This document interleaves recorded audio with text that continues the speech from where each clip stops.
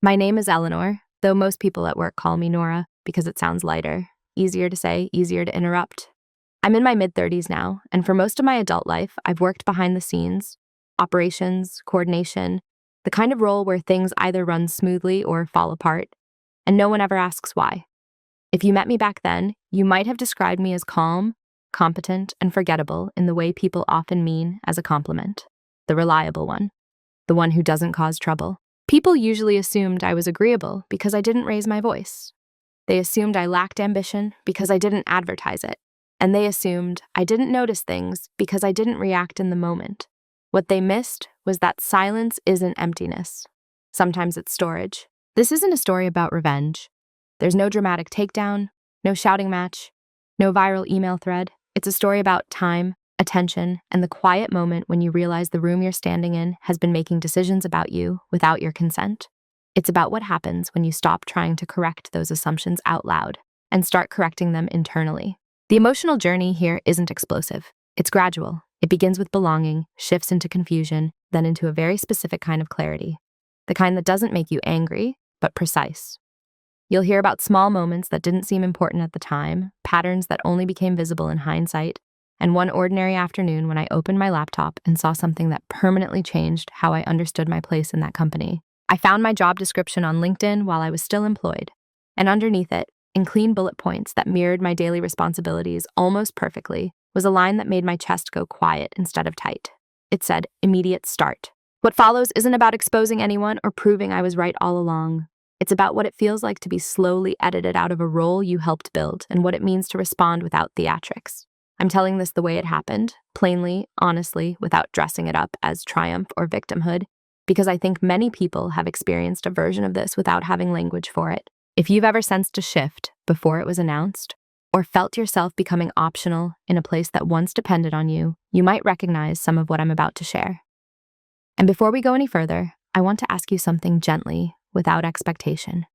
Have you ever realized you were being replaced, not loudly but quietly, and wondered when you were supposed to start choosing yourself? To them, I was steady background noise, the hum of something essential but unremarkable, like the electricity in the walls. No one praises the wiring unless it fails, and because I never failed loudly, I rarely existed loudly either. In meetings, I was the one who took notes even when it wasn't officially my role. I remembered decisions others forgot they'd made. I followed up on loose ends that didn't belong to anyone else. When timelines held, it was assumed they always would. When projects shipped on time, credit floated upward, bypassing my desk entirely, as if efficiency were a natural resource rather than something maintained daily by a human being. If someone had asked my manager who I was, they would have said, "Nora's great, very dependable." That was the word that followed me everywhere. Dependable, not strategic, not insightful. Dependable, like a good chair. You only notice it when it breaks. I didn't resent this at first. I had been raised to believe that good work speaks for itself. If you stayed focused, kept your head down, and delivered consistently, recognition would arrive on its own schedule. I believed competence had gravity, that eventually it would pull attention toward it. So when conversations happened without me, about processes I designed, clients I onboarded, workflows I refined, I told myself it was efficiency. When decisions were announced that I'd already anticipated and quietly prepared for, I framed them as alignment. When my ideas were repeated by someone else 5 minutes later and received with nods, I assumed coincidence. There's a particular invisibility that comes from being useful. You become part of the infrastructure. People step on you without realizing they're stepping on anything at all. I was included in emails when something needed to be fixed quickly. I was excluded when something needed to be discussed slowly. If there was a fire, I was looped in immediately.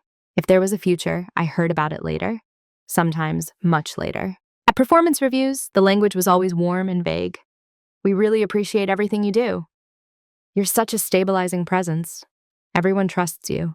Trust, I would later learn, is not the same as investment. I watched colleagues with louder personalities get opportunities to stretch, to lead initiatives they had never touched before. I watched titles change around me while mine stayed comfortably static, like a placeholder no one bothered to update. And still, I stayed. Not because I lacked options, I had skills, experience, leverage even then, but because I believed context mattered. I believed loyalty had weight. What I didn't realize was that I had been categorized early. Quiet, low friction, safe. I was the person you could rely on not to disrupt momentum, not to challenge optics, not to ask uncomfortable questions in rooms where decisions were already emotionally made. And once that story about you solidifies, everything you do is interpreted through it. If I raised a concern, it was framed as anxiety. If I offered an alternative, it was labeled caution. If I stayed silent, it was taken as agreement. They didn't see my restraint as intentional. They saw it as a default. I remember one colleague joking, "Nora could probably run this whole place." Everyone laughed. I smiled. The conversation moved on. No one paused to ask why that idea sounded absurd and flattering at the same time. That's who I was to them. The capable constant, the emotional neutral, the one who would always be there, smoothing edges, absorbing impact, making sure nothing broke loudly enough to cause discomfort. And for a long time, I let that be enough. Because I didn't yet understand the cost of being easy to overlook. I didn't yet see how being dependable without being visible slowly teaches people that you are replaceable, long before you actually are. At least that's how it began. The first moment didn't announce itself. It never does. There was no meeting, no raised voice, no email marked urgent. Just a small, almost polite deviation from what I had come to expect. It happened on a Tuesday, the kind of day that feels structurally identical to every other one. Same desk, same mug cooling beside my keyboard, same low hum of Slack notifications that never quite stop. We were rolling out a revised onboarding process for a new client segment, one I had spent weeks mapping, documenting, and stress testing quietly in the background. I wasn't leading the rollout. That wasn't unusual. But I was supposed to be in the meeting, or at least I thought I was. I found out about it afterward. Someone forwarded me the notes with a casual FYI in case this impacts your workflows. I scanned the document and felt a brief, disorienting pause, like stepping down one stair too few. My name appeared nowhere, not as a contributor, not as a point of contact, not even in the acknowledgments at the end. What caught my attention wasn't the omission itself, it was the language. They had described the process as newly developed, recently designed, iterated collaboratively. The steps were mine, almost word for word. Even the phrasing felt familiar. But the origin had been erased, replaced by a collective fog where responsibility diffused upward. I told myself it didn't matter. I told myself attribution was less important than outcomes, that the work existing in the world was what counted. Still, I noticed how my chest tightened, not with anger, but with something quieter. Recognition delayed is one thing, recognition redirected is another. Later that afternoon, I asked my manager about the meeting. Lightly, neutrally. I framed it as curiosity, not concern. She smiled and said, "Oh, we kept it small, just a quick alignment thing." Then after a beat, "But don't worry, everyone knows you're involved." That sentence did a strange thing. It closed the conversation while pretending to open it. Everyone knows. Then why wasn't I there? I didn't push. I nodded, took notes, and went back to my desk. That night, I rewrote part of the process documentation. Not because it needed it, but because rewriting helped me think. I added version numbers, dates, quiet markers of authorship that no one had asked for. I didn't know why I was doing it yet. I just knew I wanted a record. Over the next few weeks, similar moments appeared. A decision was made without my input that directly affected my workload. A stakeholder looped in instead of me to streamline communication.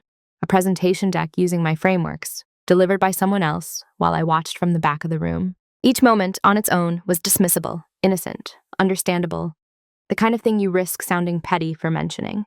And that's the genius of small cuts.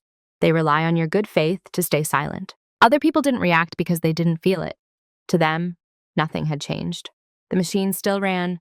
The output still appeared. I was still pleasant, still responsive, still doing the work. But I felt something recalibrate inside me. Not loudly, more like a dial turning one notch to the right. I began to realize that my presence was no longer assumed in spaces where direction was set. I was becoming downstream of decisions instead of upstream from them, and no one had said a word about it. What unsettled me most was how easy it would have been to miss. If I hadn't been paying attention, if I hadn't trusted that small tightening in my chest, I might have mistaken these moments for random noise. Instead, I started noticing patterns. Who spoke when I didn't? Who summarized my points in language that made them sound like conclusions instead of observations? Who benefited from my silence without ever asking for it? I didn't confront anyone, not because I was afraid, but because I wasn't ready. Confrontation requires clarity, and I was still collecting data. The first small cut didn't make me bleed. It made me aware. And awareness, once it arrives, doesn't leave quietly. What's dangerous about subtle disrespect is how quickly it starts to feel routine. Not acceptable, just normal. Like background static, you stop trying to tune out because you've convinced yourself it isn't worth the effort. After that first small cut, I didn't become defensive. I became accommodating. I told myself this was a phase, a temporary reshuffling of responsibilities. Companies evolve, teams realign, people get busy. I filled in the explanations before anyone else had to. When meetings happened without me, I asked for recaps instead of asking why.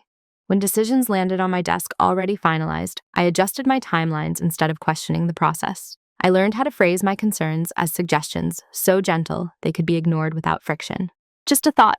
Happy to support whatever direction we choose. Let me know how I can help. Language shapes reality, and mine was shaping me into someone easy to overlook. I began to notice how often my role was framed in terms of support rather than ownership. I was no longer responsible for outcomes. I was helping with them. When something went wrong, I was consulted. When something went right, I was absent from the narrative entirely. There's a quiet humiliation in being indispensable, but not influential. People depend on you, but don't defer to you. They need your labor, but not your judgment. And I let it continue because I was afraid of being misread, afraid that asserting myself would feel disproportionate, afraid that naming the pattern would make me sound paranoid. So instead, I rationalized. I told myself I didn't want to manage people anyway. I told myself titles were political and I preferred substance. I told myself visibility came with a cost I wasn't sure I wanted to pay. Some of that was true. Much of it was self-protection disguised as principle. The more I normalized these moments, the more others did too. Humans take cues from each other. When no one objects, behavior becomes precedent. When no one names an absence, it stops being noticed. I watched newer hires get context I hadn't been given. I watched my manager seek input from people with half my tenure because they spoke with more certainty. I watched my calendar fill with execution work while strategy drifted further out of my reach. And still I performed. Not out of fear, but out of habit. I had been trained, subtly and over time, to believe that professionalism meant endurance, that dignity meant restraint, that if I stayed steady long enough, things would correct themselves. But systems don't correct themselves, they optimize. And what the system was learning was this: I would adapt. I would absorb. I would not push back in ways that caused discomfort. So the edges pressed in further. I remember one moment clearly. A cross-functional lead thanked the team for pulling together a complex transition. She named 3 people individually.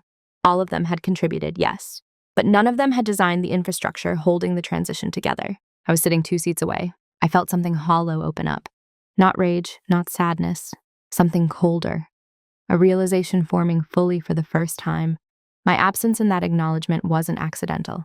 It was consistent. And consistency is intentional, even when no one admits it. That was when I stopped asking whether the disrespect was real. I knew it was.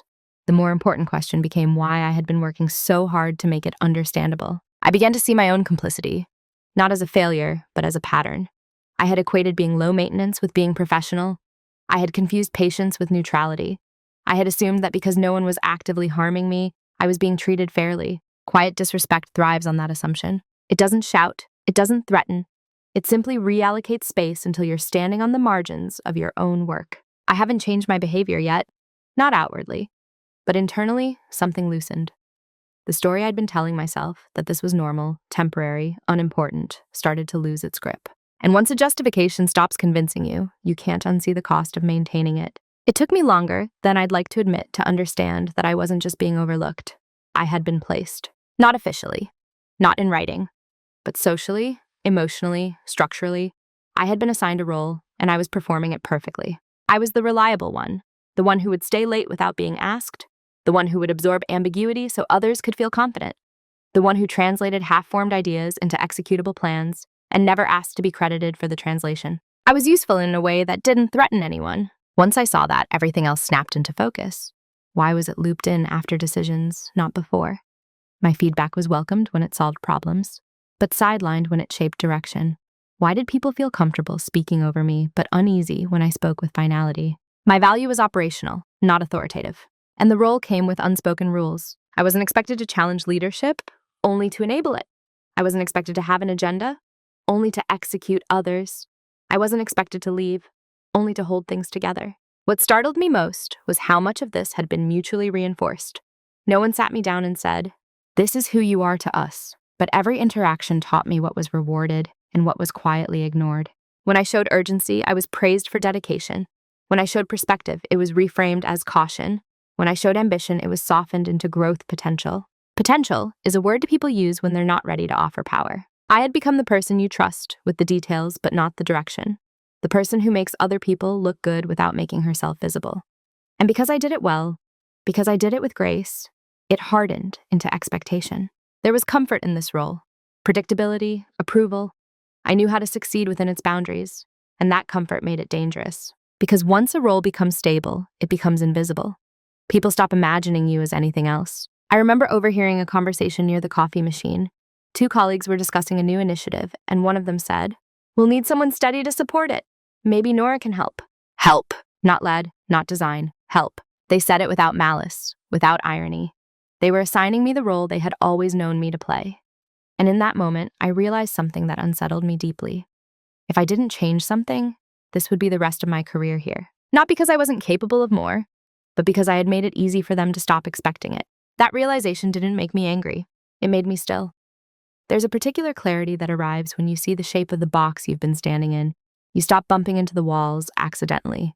You start noticing how narrow it really is. I began to see how often I had preemptively edited myself, how often I had chosen the least disruptive phrasing, how often I had swallowed ideas because I didn't want to be that person, and I saw how that restraint had been rewarded, with more restraint expected. The role I was assigned wasn't malicious. It was efficient. It served the organization well. It served my manager well. It even served my colleagues well. It just didn't serve me. Understanding that didn't immediately tell me what to do next, but it did something more important. It returned agency to me. If a role can be assigned, it can also be refused, quietly, strategically, on your own timeline. I haven't refused it yet. I was still learning how deeply embedded it was, but I stopped mistaking it for my identity. And once you separate who you are from the role others have designed for you, the next shift becomes inevitable. The shift didn't happen during a meeting. It didn't come from a confrontation or a sharp comment that replayed itself in my head afterward.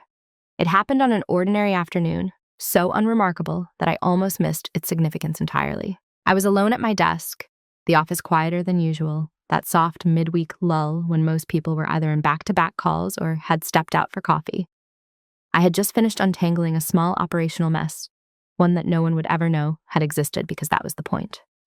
I closed the last ticket, updated the tracker, and leaned back in my chair. And instead of the familiar sense of relief, I felt nothing. No satisfaction, no pride, just a flat awareness that I had once again prevented a problem that would never be attributed to me, solved a complexity that would be forgotten by the end of the day.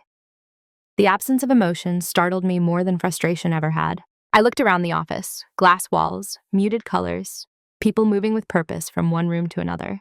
I had been part of this environment for years, and suddenly it felt like a place I was visiting rather than inhabiting. That was the moment I realized I was emotionally ahead of my job, not disengaged, not bitter, just no longer anchored. I opened my notebook, the black leather one I'd been carrying for years, and flipped through pages I barely remembered writing. Timelines, process maps, observations written in the margins like questions to a future version of myself. When did this stop feeling mutual? Who benefits from my silence? What would change if I weren't here? Those questions had been accumulating quietly, waiting for a day when I would finally be still enough to hear them. What shifted that afternoon wasn't my opinion of the company. It was my relationship to the role I had been playing. I saw with uncomfortable clarity that I was no longer growing, only maintaining, preserving systems, preserving comfort, preserving an image of myself that was easy for others to rely on. And maintenance, I realized, is a choice. For the first time, I allowed myself to imagine an alternative. Not a dramatic exit, not a triumphant promotion, but simply the possibility that I did not have to keep absorbing more than I was given. I didn't make any decisions that day. I didn't send any emails or update my resume or confront anyone. The shift was internal, almost imperceptible, but it was definitive. I stopped narrating my actions through other people's expectations. When a request came in late that afternoon, something urgent but poorly scoped, I didn't rush to fix it immediately. I asked a clarifying question instead. The world didn't end. No one was upset. The delay didn't cost anything meaningful. That surprised me. Later, when my manager asked if I could just take care of something quickly, I said, "I can look at it tomorrow morning." My voice was calm, neutral, not defensive. She paused, then said, "Okay." That was it. No pushback, no consequence.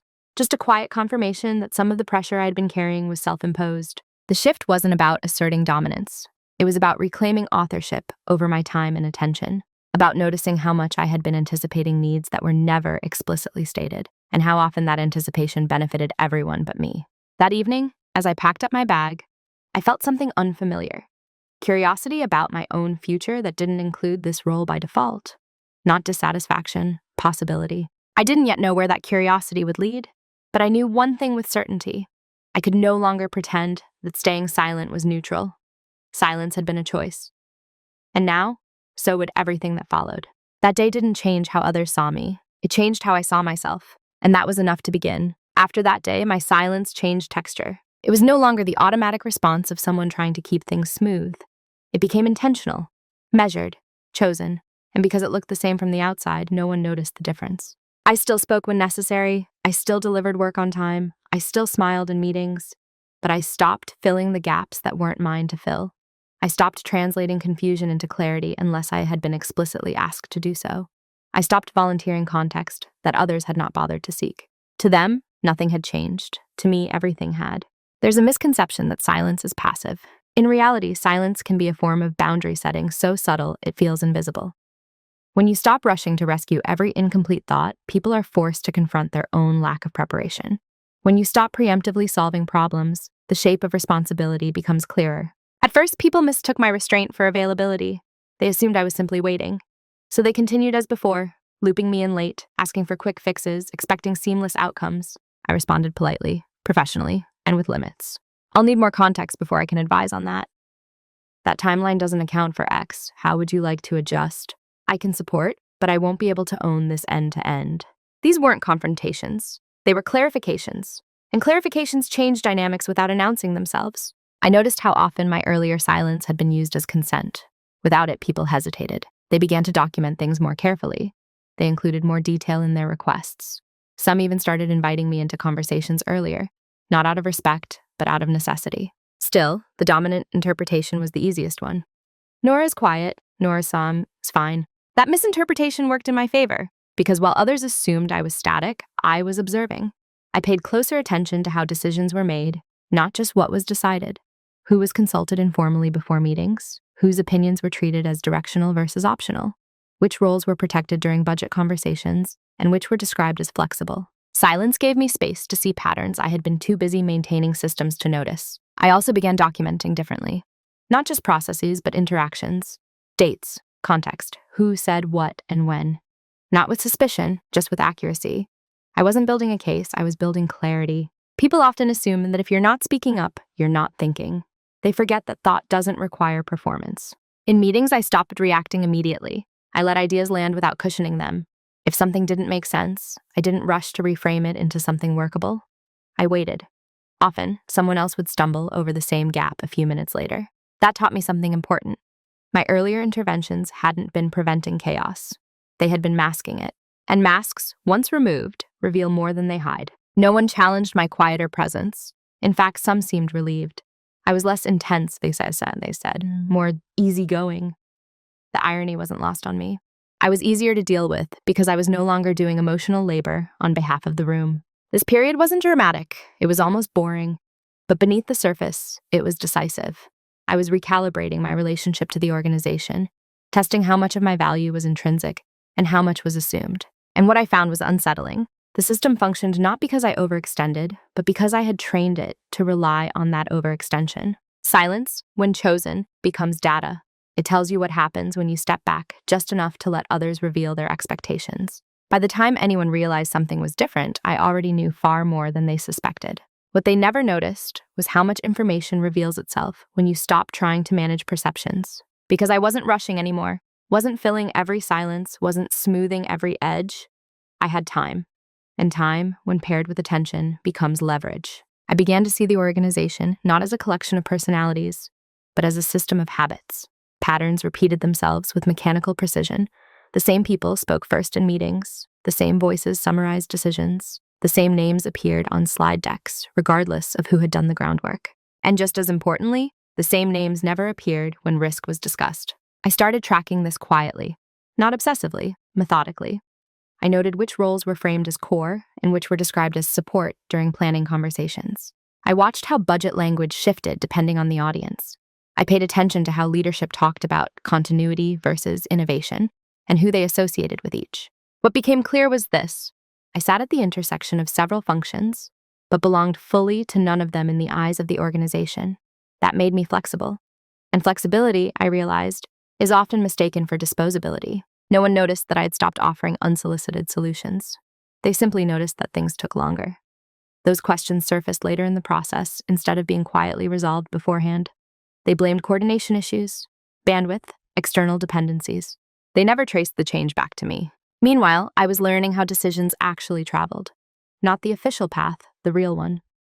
The informal check-ins before meetings, the side conversations that shaped outcomes before anything was written down, the way certain people were given context early, while others were brought in only after direction had hardened. I noticed, too, how often my role functioned as a buffer. I absorbed uncertainty so leaders could present confidence. I translated vague intent into concrete action so others wouldn't have to sit with ambiguity. I shielded teams from the consequences of half-made decisions. And because I did it quietly, no one realized how exposed they would be without that buffer. This wasn't preparation in the cinematic sense. I wasn't plotting an exit or collecting secrets. I was simply understanding the architecture of the place I worked in, how weight was distributed, where stress accumulated, what would happen if certain supports were removed. I also revisited my own work with fresh eyes. I audited processes I had built years earlier, looked at the documentation that no one else touched, traced dependencies that existed only because I had been maintaining them manually. There were entire workflows that lived in my head, relationships with vendors that bypassed official channels because it was faster that way, institutional knowledge that had never been formalized because no one had asked me to. I asked myself a difficult question. If I disappeared tomorrow, how long would it take for this to become a problem? The answer wasn't immediate, and that was part of the illusion. The systems I had built were resilient, until they weren't. They relied on continuity, not redundancy, on memory, not structure. No one had noticed because nothing had broken yet. I also noticed how my reputation insulated others. When things went smoothly, it was assumed they always would. When they didn't, the first question was always operational, never strategic. The burden of explanation landed in familiar places, including mine, but now instead of absorbing that burden reflexively, I let it sit.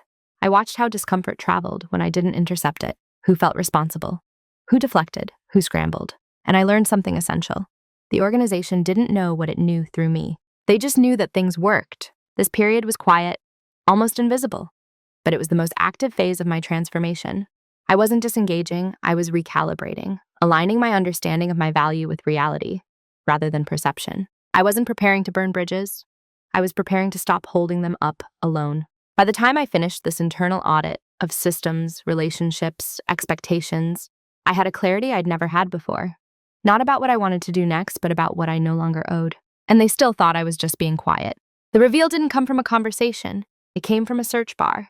It was late afternoon, the kind of slow hour where the office feels suspended between productivity and exit. I was waiting on a file to upload and absent-mindedly scrolling through LinkedIn, not job hunting, not networking, just drifting. A habit I'd picked up during lunch breaks and forgotten to drop. That's when I saw it. A role, same company, same department. The title was slightly polished, but the responsibilities were unmistakable. Line after line mirrored my daily work. Process ownership, cross-functional coordination, stakeholder communication, system oversight. Even the phrasing felt familiar, like someone had skimmed my documentation and paraphrased it just enough to feel original. I read it once, then again, slower. And at the bottom, in small neutral font, were two words that landed with more weight than I expected. Immediate start. I didn't feel shocked. That surprised me. There was no spike of adrenaline, no rush of betrayal, just a deep, settling quiet, as if something I had already suspected had finally decided to stop pretending. I checked the posting date, recent. I checked the recruiter, external. I checked the location, flexible. They weren't backfilling a departure. They were planning one. The clarity was almost merciful. For weeks, I had been collecting data, patterns, behaviors, omissions. This was the missing piece that snapped everything into alignment. The meetings I wasn't invited to, the decisions that bypassed me, the gradual redefinition of my role from owner to support. This wasn't neglect, it was a transition, and I wasn't part of it. I closed the tab and sat there, hands resting on my desk, breathing evenly. I didn't screenshot it. I didn't forward it to anyone. I didn't even write it down right away. I just let myself understand what it meant. They had decided my role was necessary, but I wasn't.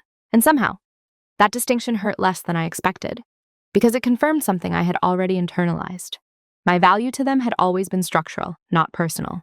I was a function, not a future. That night, at home, I opened my notebook and wrote the date at the top of a fresh page. Under it, I wrote one sentence. This is clarity, not betrayal. I went back to the posting and read it again. this time analytically. I noted what they emphasized and what they omitted, how they framed the role as collaborative but not authoritative, how they highlighted adaptability without mentioning decision rights, how the responsibilities were expansive but the title carefully contained. They weren't looking for someone to change the system. They were looking for someone to maintain it, just not me. That realization stripped away the last of my doubt. There was no misunderstanding to correct, no conversation that would restore balance.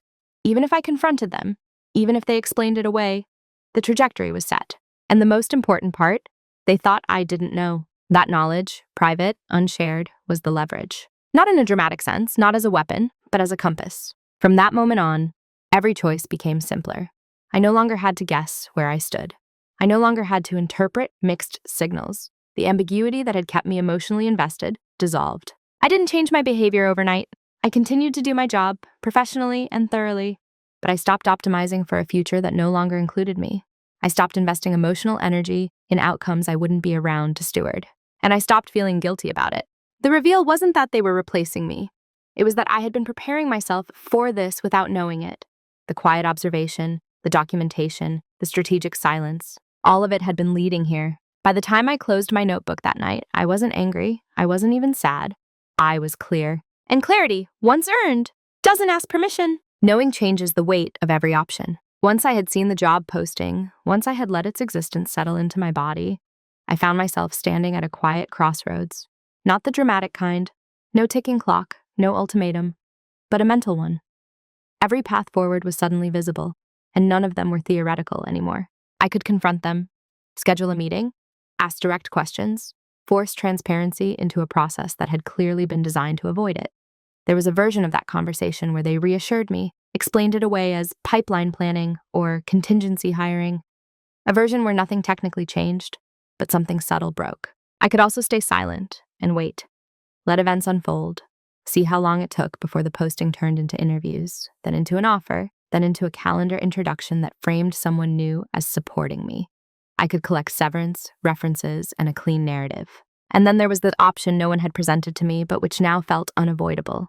I could choose my own exit. Not impulsively, not emotionally, but deliberately. This wasn't about pride, it was about authorship. For the first time, I saw clearly that if I stayed on their timeline, every outcome would be reactive.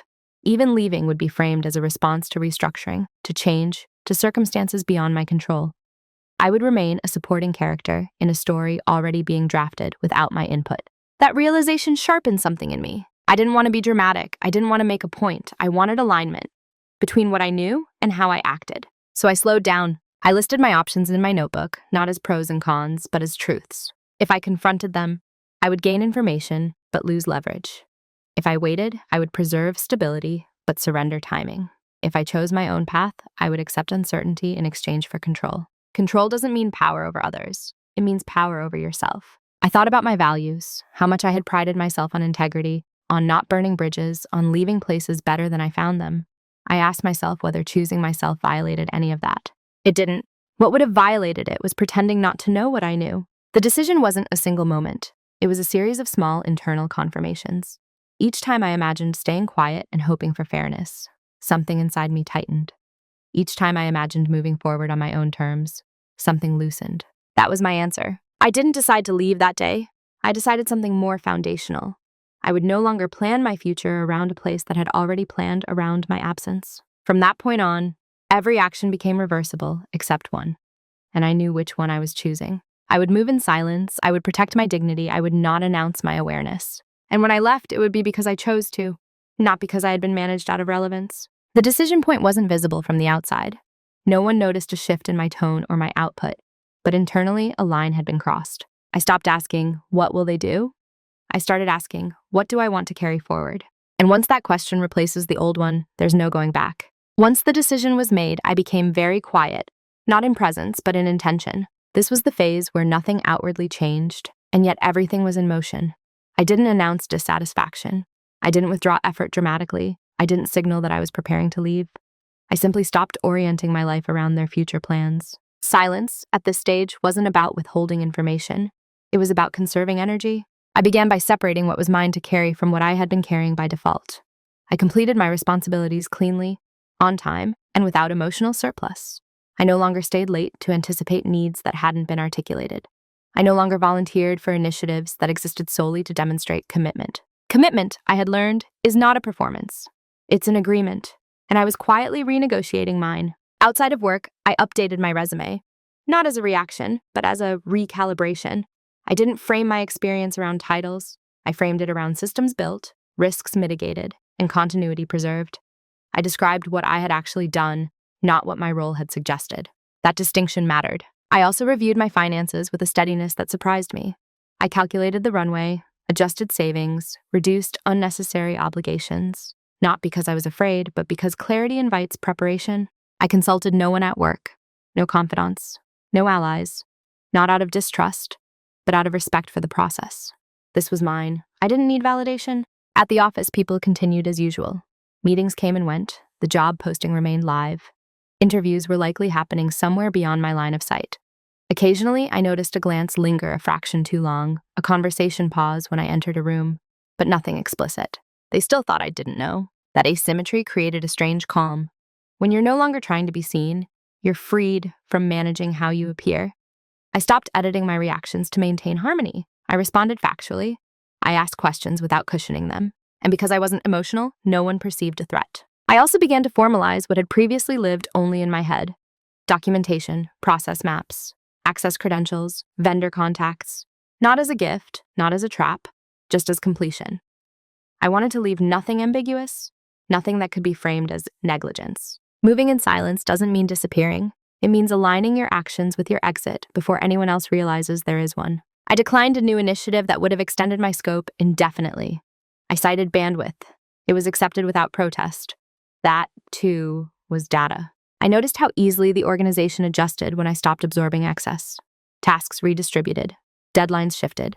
Minor friction surfaced. Nothing catastrophic, but enough to reveal how much I had been smoothing over quietly. And still, no one asked me directly what I wanted. That absence of curiosity was confirmation. During this time, I interviewed elsewhere. Selectively, thoughtfully. I asked questions about decision rights, not just culture. About how organizations handled institutional knowledge. About what happened when someone became indispensable. Those conversations felt different, grounded, mutual. I didn't rush. I wasn't desperate.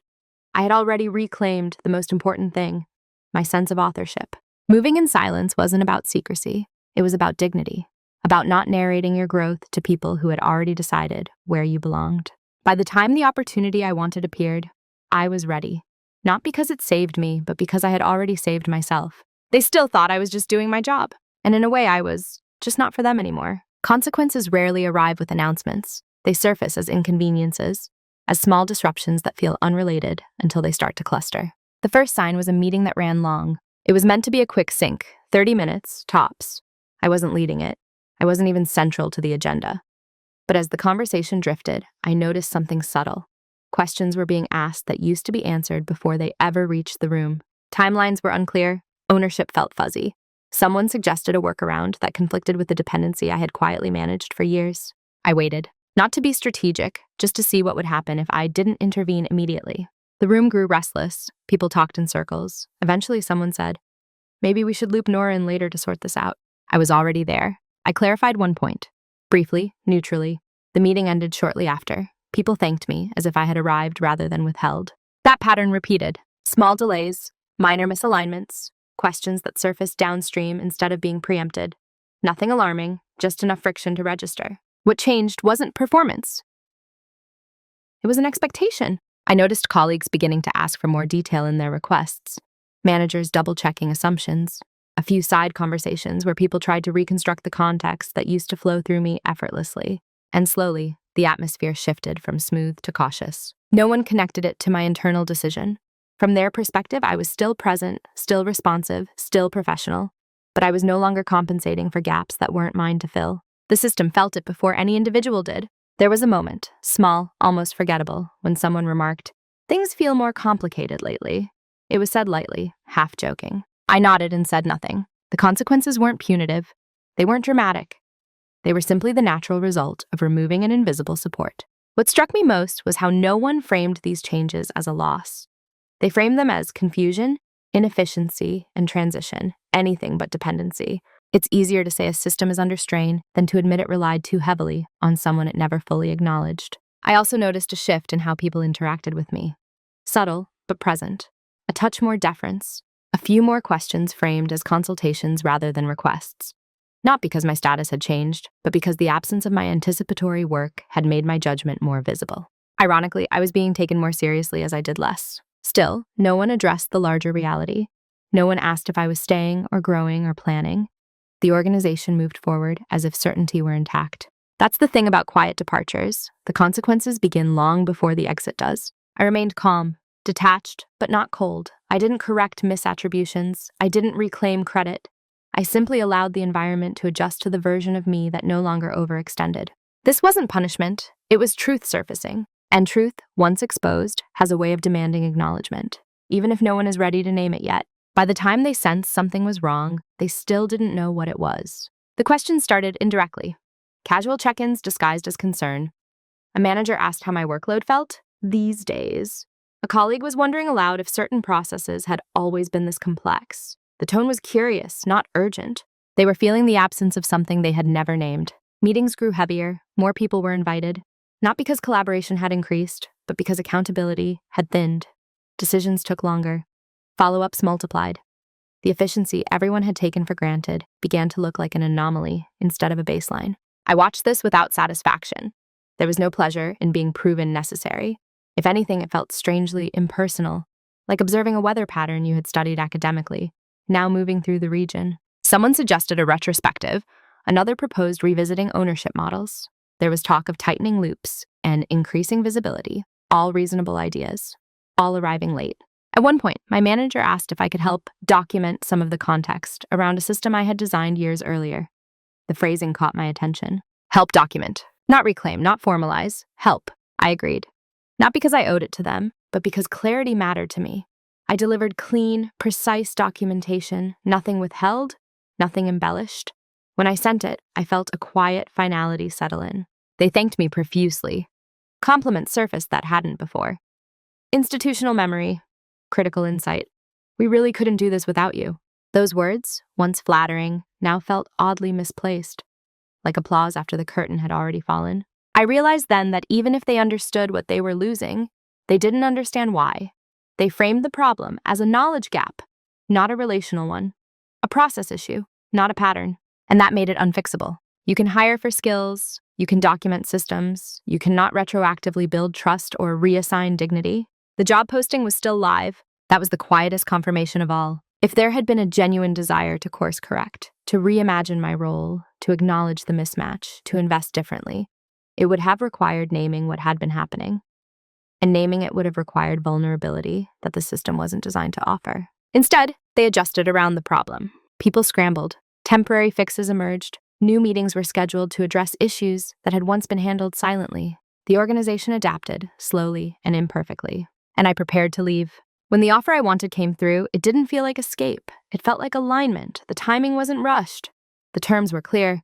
The role acknowledged the kind of work I had been doing all along, without requiring invisibility as a prerequisite. I accepted without hesitation. Still, I didn't announce anything immediately. There was one more step, not for them, but for me. I needed to leave without heat, without spectacle, to exit in a way that reflected who I was becoming, not who I had outgrown. By the time I scheduled the meeting to give notice, the system was already wobbling, not collapsing, just off balance enough to notice. It was too late to fix it, not because they couldn't have changed, but because the moment for mutual recognition had passed quietly, and neither side could return to it without pretending. And I wasn't willing to pretend anymore. The conversation took place in a small conference room with glass walls and a view of the city that always looked calmer than it felt. I had booked it myself. 30 minutes. No agenda beyond a single sentence I had rehearsed only once in my head. I wasn't nervous. That surprised me.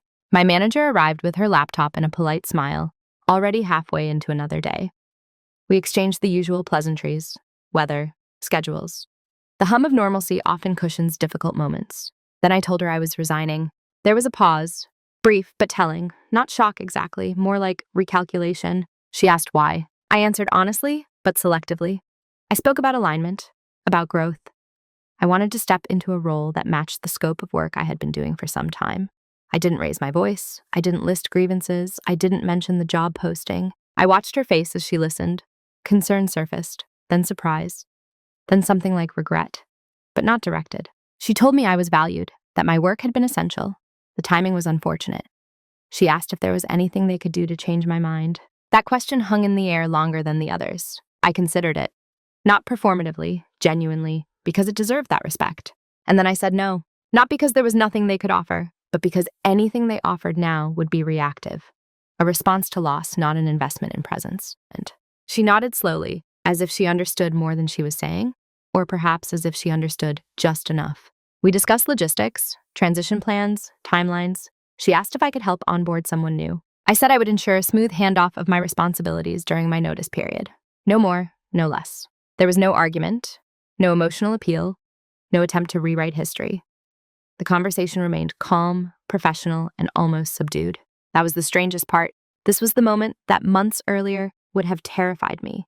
The imagined confrontation, the fear of being misunderstood or dismissed, and yet here it was, quiet, contained, finite. As we stood to leave, she said something that stayed with me. I wish we'd known you were feeling this way. I looked at her, not defensively, not sadly, and said, I don't think it would have changed anything. I didn't say it to be unkind. I said it because it was true. Knowing requires listening, and listening requires curiosity. Neither had been present when it mattered. The days that followed were respectful, but distant. Word spread quickly, as it always does. People expressed surprise. Some expressed disappointment. A few asked what I was moving on to. I answered politely, vaguely. This wasn't about comparison or justification. There was no dramatic exit, no farewell speech. Just a gradual disengagement from systems I had once held together. And in that quiet departure, I felt something settle into place. Not triumph, not vindication. Completion. I used to think that leaving would feel like release. Like stepping out of a room that had grown too small and finally being able to stretch. In reality, it felt quieter than that. More grounded, less like escape, more like arrival. Who I am now isn't defined by contrast to who I was then. That's important. I didn't leave angry, and I didn't leave to prove a point. I left because I no longer needed to negotiate my worth internally while presenting calm externally. In my new role, the work looks familiar, but the posture is different. I'm invited into conversations early, not as a formality, but as an expectation.